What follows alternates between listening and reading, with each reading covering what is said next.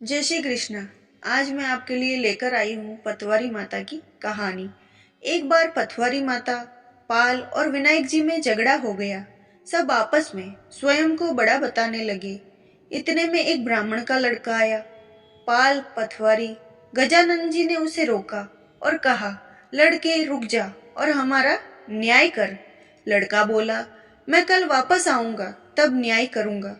घर आकर लड़के ने माँ से कहा, माँ मुझे कल पाल, पतवारी माता, विनायक जी ने न्याय चुकाना है। तो माँ ने कहा, बेटा सबको बड़ा बता देना। दूसरे दिन लड़का वहां गया और बोला, पाल माता आप बड़ी हो, क्योंकि हर व्यक्ति आता है और स्नान ध्यान करके शुद्ध होकर जाता है और आप सबकी रक्षा करती हो। हे पतवारी माता आप सबसे बड़ी हो, क्योंकि कितने भी तीर्थ धर्म ध्यान कर ले पर आपकी पूजा किए बिना उनका कार्य पूर्ण नहीं होता। आप जीवित को भी तारती है और मरने के बाद भी उद्धार करती है। पतवारी माता पथ की धरानी है, इसीलिए आप बड़ी हो। अब विनायक जी से लड़का बोला, सबसे पहले शुभ काम में आपको ही मनाया जाता है। आपको ध्याए बिना कोई काम सिद्ध नहीं होता, इसीलिए आप बड़े हो।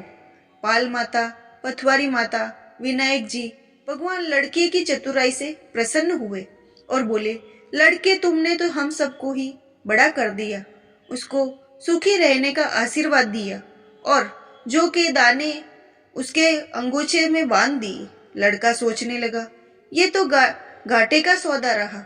सारा दिन खराब कर न्याय किया और इतने से जो मिले उदास मन से घर आकर अंगोछा एक कोने में डाल दिया। माँ ने अंगोछा उठाया तो उसमें हीरे मोती बिखर गए। तो माँ बोली, बेटा न्याय करके क्या लाया है?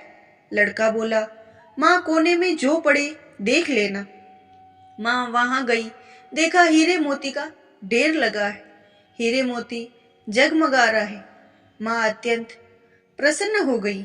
माँ ने बेटे को बुलाया और कहा, बेटा आज तो पाल माता, पतवारी माता, विनायक जी आज तो हम पर प्रसन्न हुए हैं।